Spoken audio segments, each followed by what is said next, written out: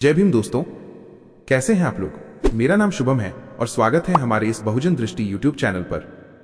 और हाँ दोस्तों, अगर आप लोग नए हो तो हमारे इस यूट्यूब चैनल को सब्सक्राइब और वीडियो को लाइक और शेयर करो, जिससे कि ऐसी और जानकारी मैं आप लोगों तक पहुंचा सकूं।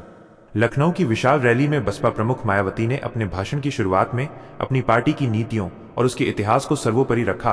उन्होंने जोर देकर कहा कि उनकी पिछली बहुजन समाज पार्टी की सरकारें सर्वजन हिताय और सर्वजन सुखाय के सिद्धांत पर आधारित थीं, जिसके चलते प्रदेश में कानून व्यवस्था कायम रही और विकास हुआ। इसी क्रम में उन्होंने वर्तमान योगी सरकार बीजेपी की कानून व्यवस्था के संबंध में कुछ सकारात्मक टिप्पणी की, जिसे बाद में विपक्षी दलों ने बीजेपी से उनकी कथित अंदरूनी साठगांठ के रूप में देखा। हालांकि इसके तुरंत बाद उन्होंने केंद्र और राज्य की बीजेपी सरकारों पर दलितों, पिछड़ों और अल्पसंख्यकों के हितों की अनदेखी करने का आरोप लगाया। उन्होंने ये भी कहा कि उनके परिवार और उनके खिलाफ सीबीआई और इनकम टैक्स जैसी केंद्रीय एजेंसियों का दुरुपयोग करके झूठे मामलों में फंसाने की कोशिश की गई है और इसके लिए उन्होंने पिछली कांग्रेस सरकारों को भी दोषी ठहराया। उन्होंने देश में स्वदेशी और आत्मनिर्भरता को बढ़ावा देने के केंद्र सरकार के फैसले का स्वागत करने की बात की, बशर्ते ये केवल कागजी घोषणा न हो।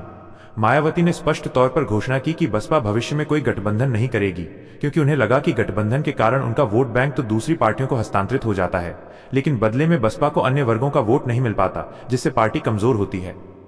मायावती के भाषण का एक बड़ा हिस्सा समाजवादी पार्टी सपा के मुखिया अखिलेश यादव और उनके पीडीए पिछड़ा दलित अल्पसंख्यक फॉर्मूले पर केंद्रित रहा।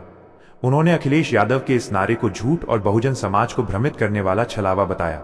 उन्होंने कहा कि सपा एक जातिवादी पार्टी रही है, जिसने अपने शासनकाल के दौरान दलितों, आदिवासियों और पिछड़े वर्गों के लोगों के साथ हमेशा पक्षपात किया और इन वर्गों के लोगों को गुंडों, बदमाशों और माफियाओं से सुरक्षा नहीं मिली।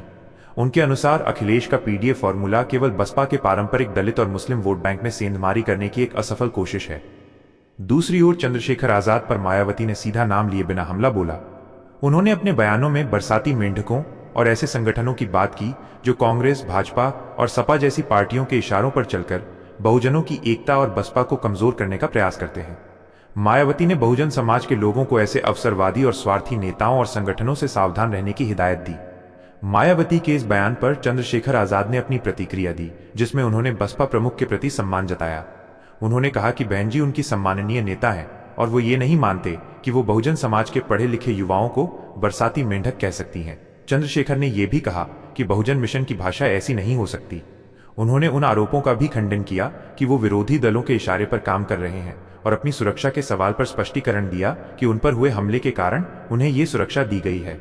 उन्होंने जोर दिया कि उनका कार्य बहुजन समाज के लिए अपनी लड़ाई जारी रखना है और वो अपने राजनीतिक रास्ते पर आगे बढ़ते रहेंगे, भले ही मायावती उनके बारे में कुछ भी कहें।